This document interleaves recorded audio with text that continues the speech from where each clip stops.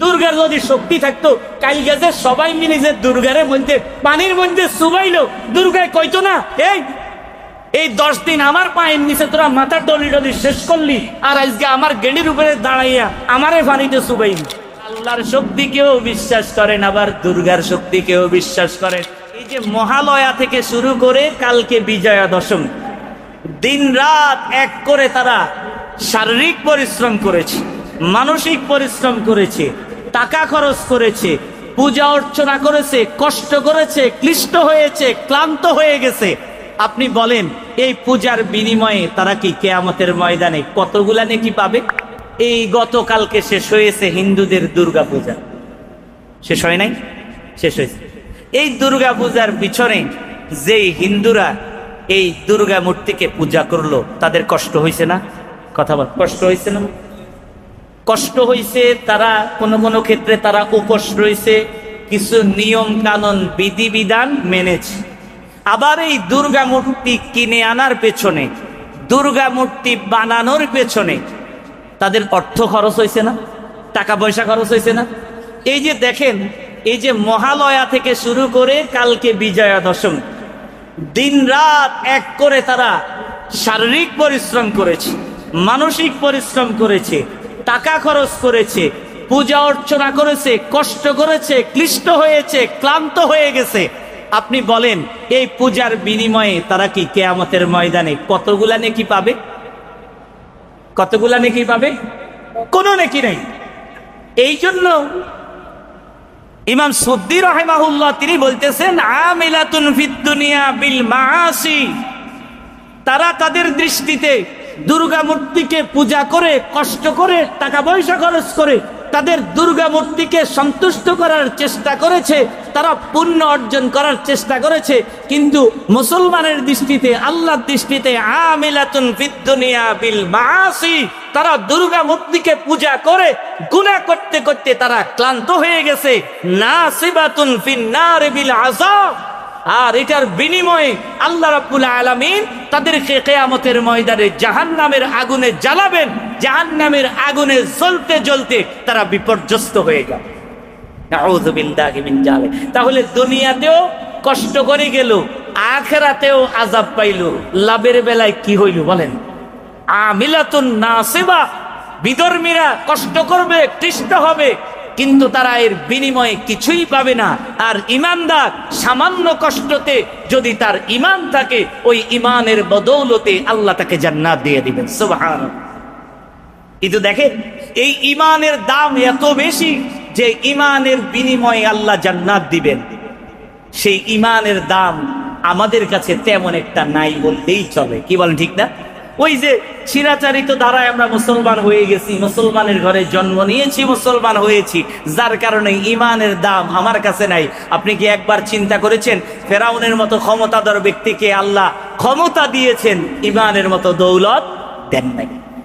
কারণের মতো সম্পদশালী ব্যক্তিকে আল্লাহ রাব্বুল আলামিন দুনিয়ার সম্পদ দিয়েছেন। কিয়ামত পর্যন্ত কারণের সম্পদের মতো সম্পদ আল্লাহ কাউকে দিবেন না, এত সম্পদশালী কেউ হবে না। কিন্তু আল্লাহ রাব্বুল আলামিন তাকে সম্পদ দিয়েছেন, ইমানের মতো দৌলতের মালিক আল্লাহ বানান নাই। আমেরিকার প্রেসিডেন্ট সারা বিশ্বকে যে নিয়ন্ত্রণ করে, তার হাতে ক্ষমতা আছে, কিন্তু তার ইমান, কথা বলেন, ইমান মরার সাথে সাথে তার ক্ষমতা যাওয়ার সাথে সাথে তার বেল শেষ, মরার সাথে সাথে তার বাকিটাও শেষ। কিন্তু আমার আপনার মতো নিঃস্ব অসহায় সাধারণ মানুষকে আল্লাহ রাব্বুল আলামিন ইমানের মতো দৌলত দান করেছেন।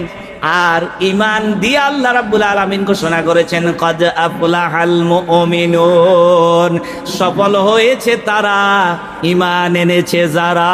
সুবহানাল্লাহ। কিয়ামতের ময়দানে যাদের ইমান থাকবে তারা সফল হয়ে যাবে, কিয়ামতের ময়দানে যাদের ইমান থাকবে তারা জান্নাতে যাবে। কিন্তু ইমান থাকা অবস্থায়ও আমাদের কাছে ইমানের দাম নাই, যার কারণে আমরা মসজিদেও যাই, আবার মন্দিরেও যাই না? মুসলমান মসজিদেও আছে, মন্দিরেও আছে, মুসলমান মসজিদেও আছে, গির্জায়ও আছে, মুসলমান মাহফিল কমিটির সভাপতি, আবার পূজা কমিটিরও আছে না? কথা বলেন, আসেনি? তাহলে আপনার ইমানের আর দাম রইল কি? আপনি মসজিদেও যেমন, মন্দিরেও তেমন আপনি আল্লাহর শক্তিকেও বিশ্বাস করেন, আবার দুর্গার শক্তিকেও বিশ্বাস করেন। যদি এই বিশ্বাসে আপনি বিশ্বাসী হন, আর কিছু থাক আর না থাক, স্পষ্ট তো এটা প্রমাণ হয়ে গেছে আপনার ঈমান নাই। ঈমান আছে? আরে মিয়া, দুর্গার কি কোনো শক্তি আছে? দুর্গার যদি শক্তি থাকতো, কাল গেছে সবাই মিলে যে দুর্গারের মধ্যে পানির মধ্যে চুবাইলো, দুর্গায় কইতো না এই 10 দিন আমার পায়ের নিচে তোরা মাথার ডলি ডলি শেষ করলি, আর আজকে আমার গেটের উপরে দাঁড়াইয়া আমারে পানিতে চুবাইলি? এটা কেমন হইল? তাহলে এটাতে বোঝা গেল দুর্গার কোনো শক্তি, কথা বলেন, শক্তি, সব শক্তির মালিক একজন, তিনি কে? আল্লাহ। যেই মুসলমান বিশ্বাস করে আল্লাহরও শক্তি আছে, দুর্গারও শক্তি আছে, সে মুসলমান নয়, স্পষ্ট মুশরিক। মুশরিক। কারণ হিন্দুদের বিশ্বাস দুর্গার শক্তি আছে, আপনি মুসলমান হয়ে এটা মুখ দিয়ে বলতে পারেন না ভাই দুর্গার শক্তি আছে, কারণ আমরা মুসলমান, আমরা মুসলমান। সুতরাং আমাদের কাজ মসজিদে, আমাদের কাজ মন্দিরে নয়। কোন মুসলমানের জন্য মন্দিরে যাওয়া ঠিক নয়। মন্দিরে যাওয়া মানে আপনার ইমানে ঘাটতি হয়ে গেছে।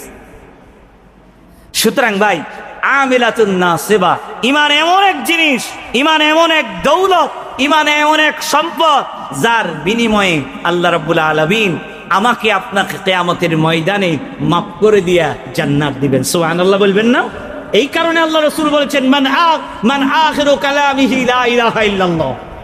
মৃত্যুর সময় যদি আপনার মুখ দিয়া লা ইলাহা ইল্লাল্লাহ আসে, দাখালাল জান্নাহ। আল্লাহ রাসূল বলেছেন এই লোকটা জান্নাতে যাবে। সুবহানাল্লাহ। আপনার মুখ দিয়া কালেমা আসা ঈমান আসার প্রমাণ। আপনার যদি ঈমান থাকে, আবারও বলি, যদি ঈমান থাকে, আল্লাহ লাস্ট স্টেজে গিয়ে হলেও আপনাকে জান্নাত দিবেন, এটাতে কোনো সন্দেহ নাই। কোন ঈমানদার যার বিন্দু মাত্র ঈমান আছে, আল্লাহ রাব্বুল আলামিন তাকে কখনো চিরকালের জন্য জাহান্নামে দিবেন না। তাহলে আমাদের ঈমানটাকে আর একটু শান দিতে হবে, তেজ দিতে হবে, না হলে আল্লাহ যে ঈমানদারের সফলতার ঘোষণা দিয়েছেন, আমাদেরকে ওই কাতারে আসতে হবে, না হলে আল্লাহর জান্নাত পাওয়া অসম্ভব।